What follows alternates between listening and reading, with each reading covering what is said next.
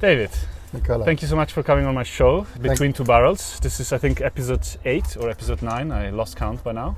And thank you, your business partner is also joining us today. No. I thought I had to bring Dave along, yeah. Obviously, I mean, you guys are a winning duo. We like So today we are on a special location out of the studio, and we might find out also why. And talk about our newly joined marketplace partner, and talking about pigs. Hello, Speck. We got a friendly joiner today. Hello, Specky. So yes, obviously we're in theme. Spiderpig, your wine brand. So Correct. How long have you been going with Spiderpig? So Nicolò, we started this in 2015. Okay. Myself and Dave have been involved with wine in some sort of facets over a number of years. Myself mostly with hospitality, and Dave specifically with wine, doing what he does. And we'd been sourcing a few products with some friends and doing some stuff and just having a bit of fun. And the true story is one night he was out with some key winemakers. We won't mention their names just yet. And the wine was flowing, and I got a phone call or a voice message the next day saying we have to do a wine called Spiderpig. And the inspiration came from a cartoon character called the Simpsons, and we just loved the name. I just thought that the name itself and just what we could do with it would sort of lend us to do a lot of exciting things.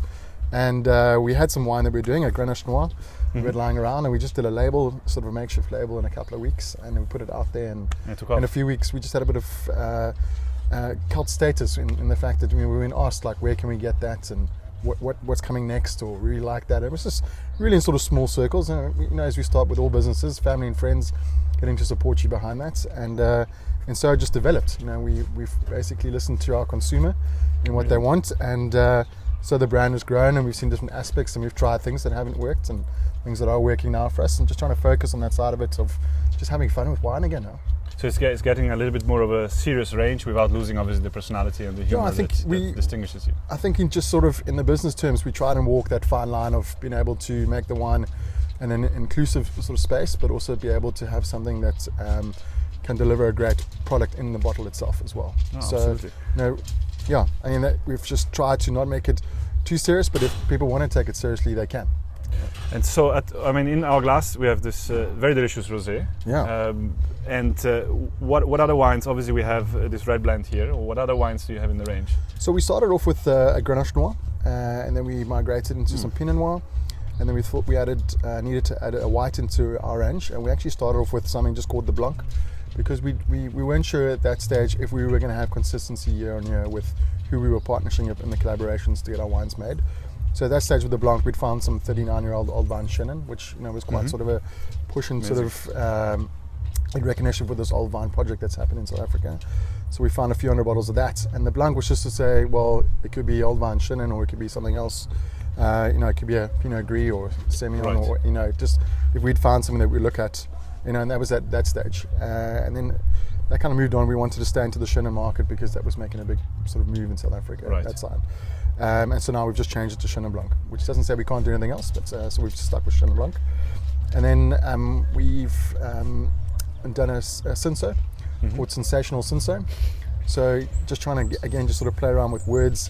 We've used the imaging of the 9 blocks that you see on my cap and my shirt as the award that got us a SA Design Label Award last year. Yeah. So we found that there was some sort of pretense into it, and there was a sort of demarcation for us as a brand.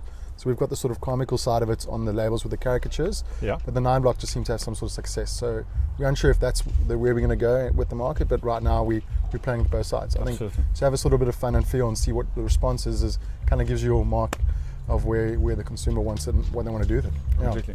And then also just to finish off, then we've done did Rome Piggy Rome, which was this one. So it was a Syrah Ganache, and there will always be a Syrah-based product for what we do going forward. And then the black pig, well, we couldn't have white and pink pigs all over. We needed to have a black pig, because they are sometimes the cutest. And so this came through a conversation with a friend, and he was very sort of pro Stellenbosch cab and his sorts, and liked the brand and liked where it was taking this sort of market. And he had some 42-year-old Old Vine Cinso lying around and some Stellenbosch cab, and we just put together what's been classified as a sort of old school blend, going back to where wine was made originally in South Africa. And we just thought, look, let's go back to our roots in that sense and do something with black and gold. So the packaging was also a bit of a thought process. We'd realized that not everything has to be colourful, even though we're doing that in our brand. But I think gold and black kind of brings a little bit of prestige in anything. You represent kind of every angle in the market. Well, I think, I guess I'm trying to bring a sort of creative marketing access to Spiderpig, in a sense that we're not just coming up with these ideas, after a few glasses of wine, that there is some thought behind it. Absolutely. So it's a conversation. It's definitely a serious business. But one thing that interests me is what is in the bottle. So how does it work? How does the process work? How do you source your grapes? How do you? Is there one winemaker? Is there different winemakers for every wine? And that's a great question. So our concept is we now termed it origin specific or site specific. So we look at sort of products that we can filter into a market that will do well. And obviously with rosé trending massively at the moment, I think rosé work quite well. So then we go to winemakers that we've had intrinsic relationships with for a number of years and said, look, we'd like to be able to make this product. Originally our rosé was luminous pink. It wasn't something that I think really sort of fits into that scheme. So we wanted something more Provence style. So it's a case of going to the winemaker saying, look, what are we sourcing at that stage? We had a Pinotage Colombard blend. This is now a Cinsation Colombard based blend with a few other garden varieties thrown in there. And looking colour specific because we also want to appeal this to an international market. Okay. So looking at that winemaker and saying, what can we put together, and sort of sitting with them and creating the product on both sides. And then again, also there's a lot of wine that's out there that doesn't really get to sea market that's of good quality.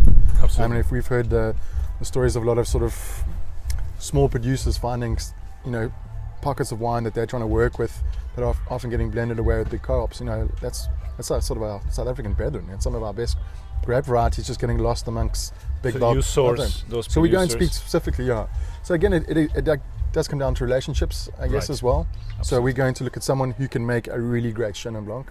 We're looking at someone who works a little bit with Syrah and Grenache and can put something in profile that we can put at a certain price point, because I think we will at some stage sort of look at doing, I wouldn't call it, not an entry-level range. We're going to call it an introduction range to Spiderpig. Yeah, more accessible on that side, because we preach that with the product. We're trying to make it more inclusive.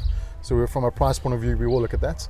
And the fun with Pig is that we can do something called Piggy Bank or Paddington Pig for the UK market. Or you definitely don't lack creativity on names. No, well, I think that's amazing. But that's the fun side of it. I mean, you should be enjoying what you're doing with drinking wine. It's a sociable product on that side. And I think there's a lot of brands in that market that can take up the high-end echelon that are doing a lot of great things for South African wine. And I'm not trying to take anything away from that.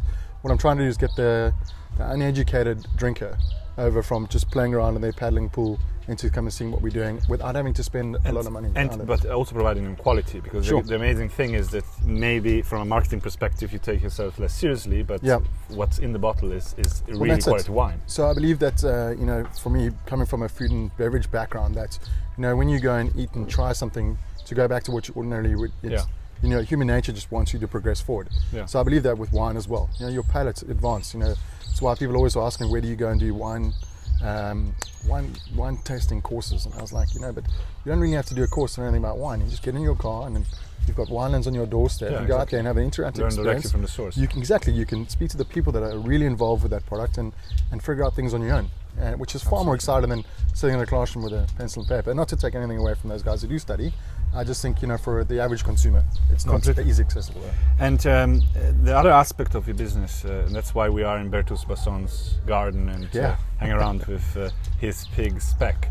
There's a charitable aspect to your business. Maybe you want to tell me something about that. So Nicolò, so we, in sort of taking the brand to where it is now, we felt that there's a lot of BWI aspects and sort of CSI aspects with a lot of wine estates in South Africa that do part of their give back, and a lot of it's sort of community based in their area or helping with the staff that are working at the estates and other aspects. So we don't really live in that estate space. We're not demarcated at any, because we're working with 6 different winemakers at different sites. So one of those things, because we were pig, I just looked at the idea of trying to do something with sustainable pig farming. And so what we're doing at the moment is we're working with a few restaurants around South Africa. So trying to bring in the wine and restaurants scheme together. And what we've done is we put 2 wines in each of these restaurants. One of them by the glass, so people can have an opportunity to taste pig and get it. And then the restaurant's putting in some money, and we're putting in some money for every bottle sold. And we're calling it the Piggy Preservation Project. Yeah. That's So it's just kind of sort of promoting sustainable pig farming. Some of those funds will also because also pig have rights. Absolutely. Yeah. Well, you see the back of the label says not all superheroes are human. Yeah.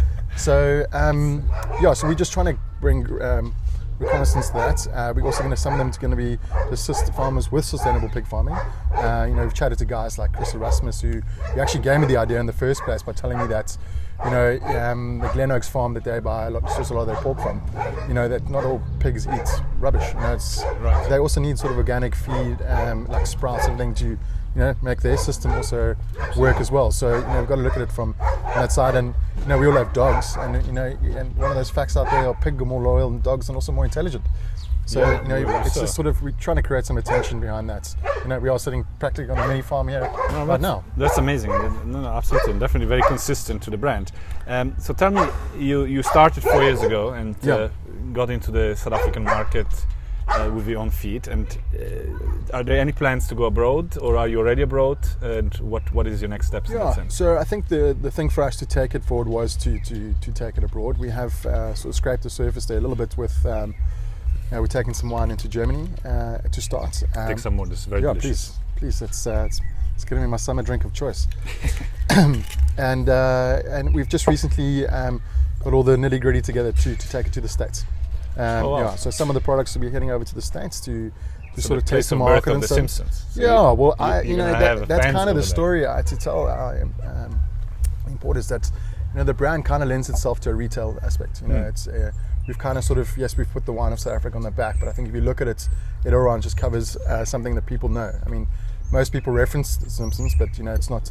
That was our inspiration. I mean, everyone makes wine, gets an inspiration from somewhere. Absolutely. We've certainly moved away from anything that brings any connotation to that, because we want to be as authentic as original as we can.